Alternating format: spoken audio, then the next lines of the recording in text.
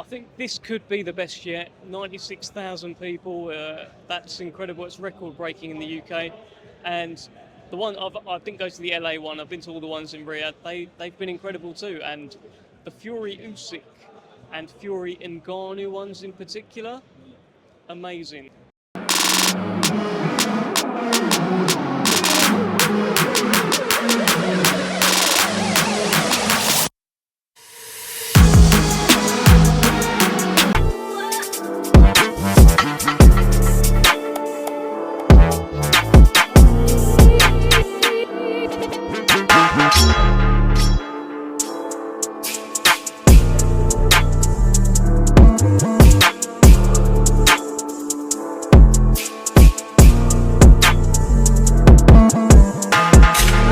Aiysha for iBoxingHub. I'm here with Sahni. Hello, how are you today?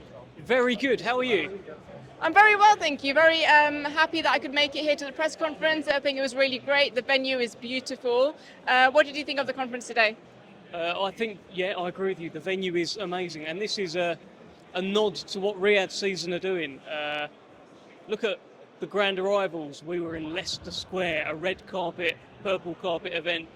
Where we were yesterday was also incredible. This is just incredible. It just keeps getting better and better and better, and it was enjoyable today. So I did the undercard presser, which, to be honest, was the easy one, because Josh Padley set the tone straight away. He just sort of went at it. Mark Chamberlain, brilliant. They all went at it, and I enjoyed it. I'm looking forward to it.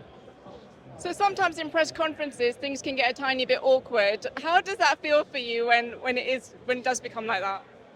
You just got to roll with it, haven't you? I've done a few where it has got a bit awkward. I think I did Better BF Bivol, the first one, where very much one-word answers, nothing much happening. The worst ones are in fight week. Fury Usyk being a good example, where none of them wanted to talk. Usyk literally in his first answer was like, "I've done my preparation, thank you everyone, enough." It's like, Alexander, I mean, come on, mate, I've got a few more. If I could just give you a few more, but he wasn't having it. So, yeah, that gets awkward, but you move, you roll with it. I think Ade did a great job today. He kind of dragged it out more and more. So, yeah, credit, kudos.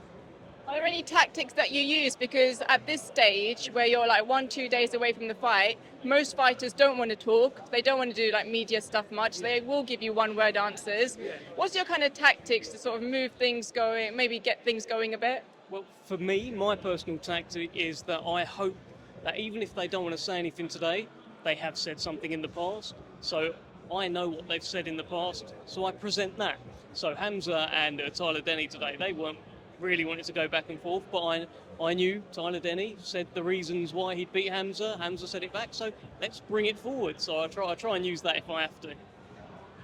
There's been a bit of kind of friction previously with you and a few fighters, obviously namely AJ. There has been a few issues. Everything like sorted now with most people, or does it like come and go? Like, is it up and down? I think it's all part of the show, all part of the game. So yeah, you just got to keep moving with it. There's always going to be things, because my style is quite, I really try to make them talk shit about each other, because I find it entertaining, and I think viewers find it entertaining as well.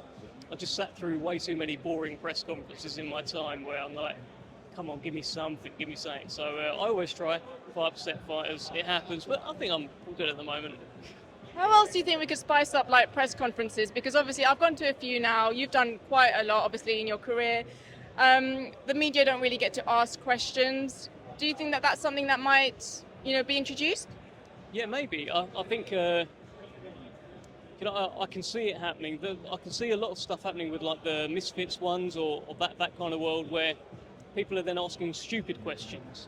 I know it kind of goes viral and that, but you get YouTubers who are then trying to make a name for themselves with the question, saying, how's it going to feel when you get knocked out? And you look up at him. So I think there probably should be some more audience participation with a sensible audience. Like back in the day, you'd have all the nationals sat in the front, and they'd just ask the questions, and that would work. But the bar of media into boxing right now is quite low, and you get people who could suddenly ask questions who just the time wasters.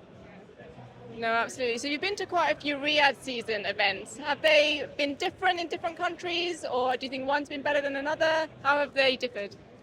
I think this could be the best yet. 96,000 people. That's incredible. It's record breaking in the UK. And the one I didn't go to the LA one. I've been to all the ones in Riyadh. They've been incredible too. And the Fury Usyk and Fury Ngannou ones in particular, amazing. Like, I remember the launch of Riyadh season with Fury Ngannou. They had like this show on beforehand. They had the ring coming up from out of the ground. Stunning, just really, really stunning. And Fury Usyk was just mad. Like, you sort of live and breathe every moment of the fight, and the crowd were really with it. It's been great. Obviously, I think boxing is becoming more popular in Saudi now due to Riyadh season. Where do you think it's going to go with boxing in Saudi? Where do you see that going? Do you think it'll become as big as it is in like the UK and America?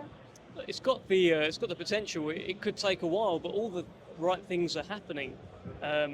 They are investing in, the youth, the young fighters coming through. There's boxing gyms now. This is becoming a thing.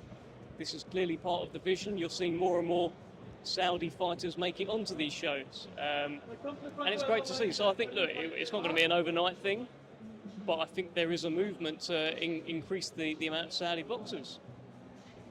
So just lastly then, with the card, I'm sure loads of people have asked you to break down the card. Just talk to me about the most exciting one for you, apart from the main card. What on the undercard is the most exciting one for you? So apart from the main event, I can't wait for the first bell to ring with Willie Hutchinson and Josh Buatsi. I love that. I know Buatsi didn't want to get into it today, and Willie just sat there talking on his own at times, which was quite funny. I can't wait to see it, because I think it's the toughest fight of both of their careers, and Willie Hutchinson goes into it very much with his tail up. He thinks he's the man.